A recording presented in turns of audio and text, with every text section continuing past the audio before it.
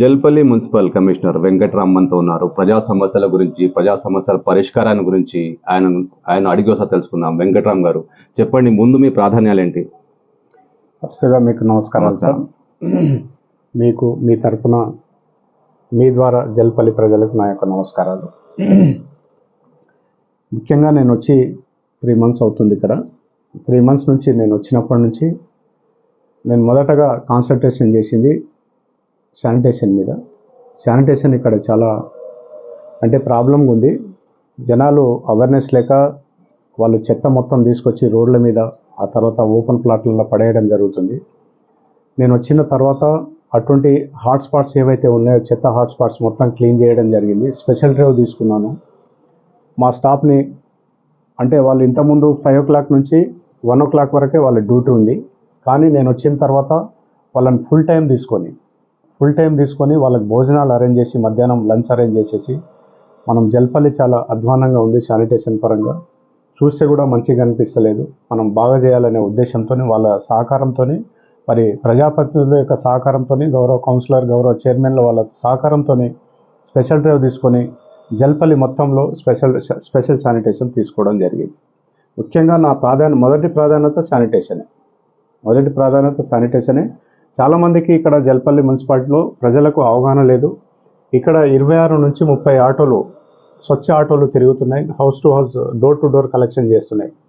కానీ చాలామంది మనోళ్ళు ఏం చేస్తున్నారంటే, ఆ స్వచ్ఛ ఆటోకు చెత్త ఇవ్వకుండా రోడ్డు మీద పడేస్తున్నారు. పడేయడం వల్ల కొద్దిగా దుర్గంధం వెదజల్లి, దానివల్ల కొద్దిగా శానిటేషన్ దెబ్బతిని ప్రజల ఆరోగ్యాలు కూడా దెబ్బతిన్న సందర్భాలు ఉన్నాయి. దానివల్ల మీకు తెలుసు, భయంకరమైన చికెన్ గున్యా కానీ, డెంగ్యూ కానీ వ్యాధులు కూడా ప్రబలిన సందర్భాలు ఉన్నాయి.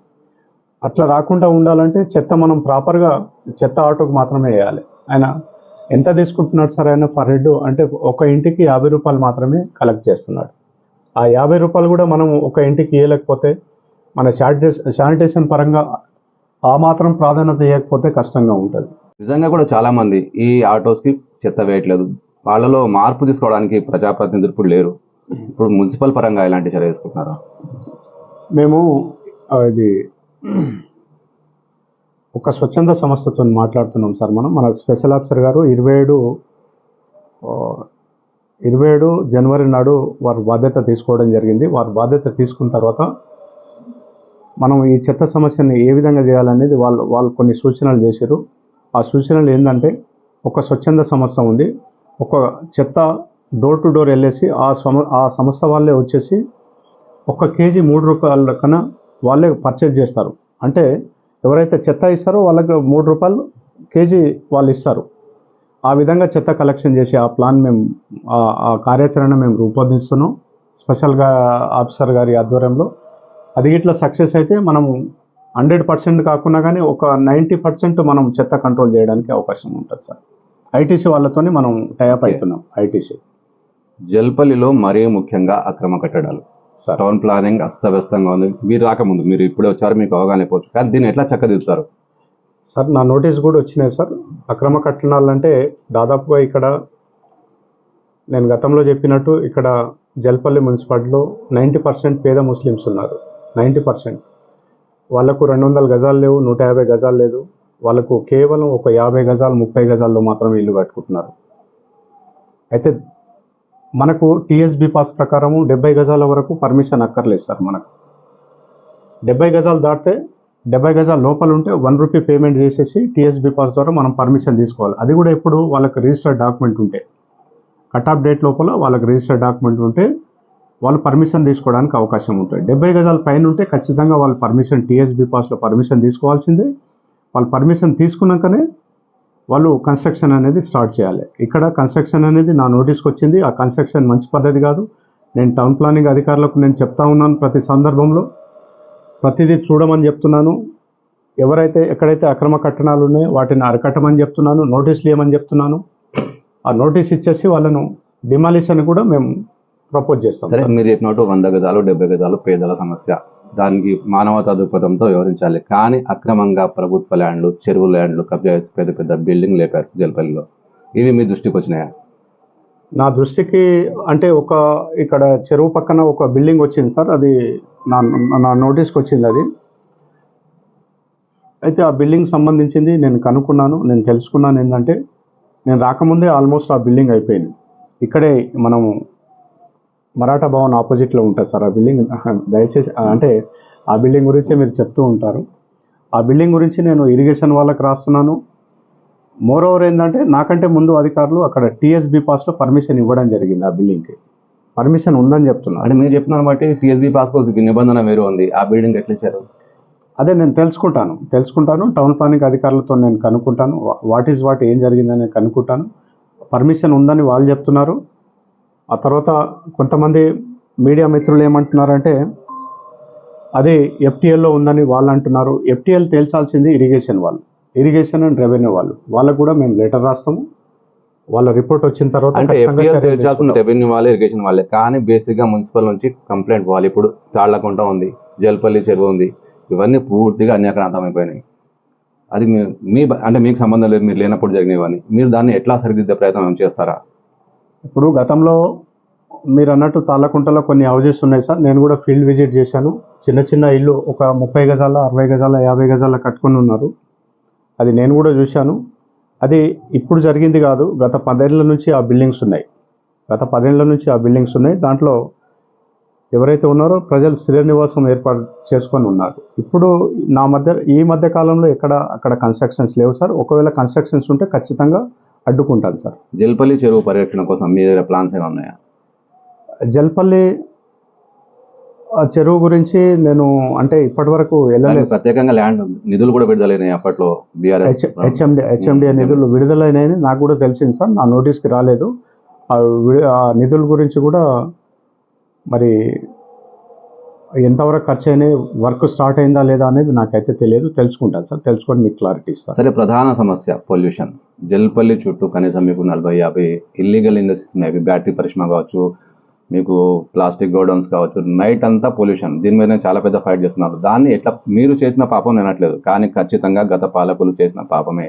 జల్పల్లి ప్రజల ప్రాణాలు కావా? తప్పకుండా సార్. ప్రజలు ఎవరున్నా కానీ ప్రజల ప్రాణాలను రక్షించాల్సిన బాధ్యత వ్యవస్థ మీద ఉంది. వాళ్ళకు చాలా మనం ఇంపార్టెన్స్ ఇవ్వాలి. ప్రజలకు ముఖ్యంగా జీవనం అనేది చాలా ఇంపార్టెంట్. జీవనం తర్వాతనే ఏదైనా కానీ. ఆ క్రమం లోపల మీరు అన్నట్టు ఈ పొల్యూషన్ కంపెనీస్ అనేది ఈ రోజు రాత్రి పుట్టుకొచ్చినాయి. నేను చెప్పట్లేదు రాత్రి వచ్చేదని, గతం నుంచి కొన్ని సంవత్సరాలుగా ఉన్నాయి సార్. అవి కొన్ని గ్రామ పంచాయతీ ఉన్నప్పటి నుంచి, కొన్ని మున్సిపాలిటీ ఏర్పడ్డప్పటి నుంచి ఉన్నాయి. కొన్ని ఈ రోజు కూడా కొన్ని నడుస్తున్నట్టున్నాయి. వాటికి మేము ఏం చేస్తామంటే వాళ్ళకి నోటీస్ ఇస్తాం. పొల్యూషన్ బోర్డుకు లెటర్ రాస్తాం సార్. మేము లెటర్ రాస్తాం, వాళ్ళ మీద చర్యలు తీసుకోమని చెప్తాం. ఆ తర్వాత వాళ్ళకి ఫైన్లు కూడా వేస్తాం సార్. మేము ఫైన్లు వేసేసి వాళ్ళకు జాగ్రత్తగా ఉండమనేసి, పొల్యూషన్ లేకుండా చూడమనేసి మేము రిక్వెస్ట్. నేను మీతో విభేదిస్తున్నా. కొన్ని కాదు, గ్రామ పంచాయతీ ఉన్నప్పుడు కొన్ని బ్యాటరీ పరిశ్రమలే ఉండేవి. ఇప్పుడు శాస్త్రీపురం నుంచి 100 పరిశ్రమలు, అన్ని గోడౌన్లు అన్ని హైదరాబాద్ జల్పల్లి మెయిన్ సిటీలో మన ప్రజాభవన్ పక్కన కూడా ఉంటాయి. దానిపై నేను అనుకున్నాను మీరు ఒక యాక్షన్ ప్లాన్, ప్రజల కోసం మీరు ఒక యాక్షన్ ప్లాన్ తీసుకోవాలని కోరుకుంటున్నాను. తప్పకుండా సార్, తప్పకుండా.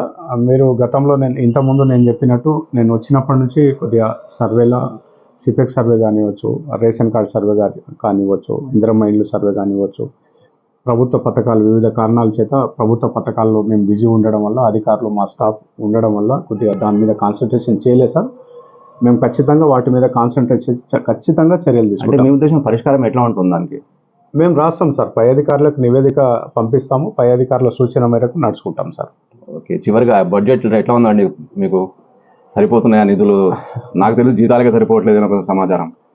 బడ్జెట్ అయితే ఇక్కడ వాస్తవంగా చెప్పాలంటే ఇక్కడ 26 కోట్లు ఇక్కడ డిమాండ్ ఉంది సార్. అంటే ఏరియాస్తో కలుపుకొని అది దాంట్లో 6 నుంచి 8 కోట్ల వరకు అన్కలెక్టబుల్ అమౌంట్ ఉంది సార్. కొంత మనము దాని మీద ప్రత్యేకమైన టీంలు పెట్టాము ట్యాక్స్ కలెక్షన్ల విషయంలో. ఆ తర్వాత ఒక పబ్లిసిటీ కోసం మైక్ పెట్టాము. గల్లీకి ఆటో తిప్పుతున్నాం. అదేవిధంగా బల్క్ SMS కస్టమర్లకు పంపిస్తున్నాం, వినియోగదారులకు పంపిస్తున్నాం. వాటి ద్వారా కొద్దిగా ట్యాక్స్ కలెక్షన్ పెంచడానికి మేము ప్రయత్నం చేస్తున్నాం సార్. అటువంటి సమస్య ఏం లేదు. జల్పల్లి మున్సిపాలిటీలో జీతాలకు ఇబ్బంది ఉందన్న మాట వాస్తవమే, కానీ టైం టు టైం మనము ట్యాక్స్ కలెక్షన్ ద్వారా దాన్ని అధిగమిస్తున్నాం సార్. కొత్త అభివృద్ధి పనులు ఏమైనా చేపడుతున్నారా? జల్పల్లిలో రోడ్లు కానీ చేస్తున్నాం సార్. గౌరవ స్పెషల్ ఆఫీసర్ గారు వచ్చారు. వారి సూచన మేరకు అక్కడక్కడ కొన్ని సమస్యలు ఉన్నాయి. వాస్తవంగా అసలు అండర్ గ్రౌండ్ డ్రైనేజే లేదు. రోడ్డు మొత్తం నీళ్లు మొత్తం మురికి నీళ్లు మొత్తం రోడ్ల మీద వీధుల గుండా పారుతున్నాయి. అవును. అటువంటి వాటిని మేము గుర్తించి యుద్ధ ప్రాతిపదికన అంటే వాటికి ఫస్ట్ ప్రియారిటీ ఇచ్చి ఫస్ట్ డ్రైనేజ్ వ్యవస్థను ఏర్పాటు చేయడానికి మేము ప్రయత్నం చేస్తున్నాం సార్. చివరిగా జల్పల్లి వాసులకు, మీరు కొత్తగా వచ్చారు కదా, మీకు ఇక్కడ సమస్యలు ఇంకా అవగాహన టైం పడుతుంది, మీరు ఇచ్చే విజ్ఞప్తి ఏంటి, మీరు చేసే విజ్ఞప్తి ఏంటి? నా విజ్ఞప్తి ఒకటే సార్, ఫస్ట్ ఒకటే, జల్పల్లి ప్రజలకు నా విజ్ఞప్తి ఒకటే, చెత్త అనేది రోడ్డు మీద వేయకూడదు. చెత్త అనేది చెత్త బండికి మాత్రమే వేయాలి. ఈ జల్పల్లి అనేది మనది. ఇక్కడ మనం నివాసం ఉంటున్నాం. ఎక్కడో పోయి మనం నివాసం ఉండట్లేదు. మన ఇంటి పక్కనే మనమే చెత్త గ్యాదర్ చేసేసి మనం పరిశుభ్రంగా లేకుండా మనమే తయారు చేసుకుంటున్నాం. ఆ పరిస్థితి తీసుకురాకుండా చెత్తను చెత్త బండిలో వేయాలి. ఆ తర్వాత వాటికి సంబంధించి ప్రజలందరూ సహకరించాలి అని నేను రిక్వెస్ట్ చేస్తున్నాను. ఆ తర్వాత ఏదైనా సమస్యలు ఉంటే నా దగ్గరికి రావచ్చు. నేను ఖచ్చితంగా పరిష్కారం చేయడానికి జల్పల్లి ప్రజలకు విజ్ఞప్తి చేస్తున్నాను. చివరిగా మళ్ళీ ఒక డౌట్ వచ్చింది, మాఫియా అనే పదం వినిపించింది, ఎందరో కరెక్ట్ ఇది? నా నోటీస్కి రాలేదు సార్, నాకు తెలియదు. మాఫియా గురించి నాకు తెలియదు సార్. అది పోలీస్ డిపార్ట్మెంట్ చూసుకుంటారు. మీ డిపార్ట్మెంట్ వాళ్ళు, మీ వాళ్ళు చెప్తున్నారు, మీడియా వాళ్ళు వస్తే ఇక్కడ మాఫియా ఉంది, మీరు వార్తలు రాయొద్దు, ల్యాండ్ మాఫియా ఉంది, చాలా డేంజర్ అని బెదిరిస్తున్నారట. అది అటువంటి ఏమైనా ల్యాండ్ హెడర్ ప్రాబ్లం ఉంటే డిపార్ట్మెంట్ ఉంది సార్, వాళ్ళు చూసుకుంటారు. నాకు సంబంధం లేని విషయం అది. అంటే శాఖపరంగా మీరు కూడా మీ వాళ్ళని అదుపులో పెట్టుకోవాలి కదా? తప్పకుండా సార్, తప్పకుండా నేను కనుక్కుంటాను. నా నోటీస్ కూడా వచ్చింది. నేను వాట్ ఈజ్ వాట్ అనేది తెలుసుకొని వాళ్ళని కనుక్కొని ఎందుకు మాట్లాడాల్సి వచ్చిందో నేను వివరణ అడుగుతాను సార్. ఓకే అండి, thank you very much. Thank you sir.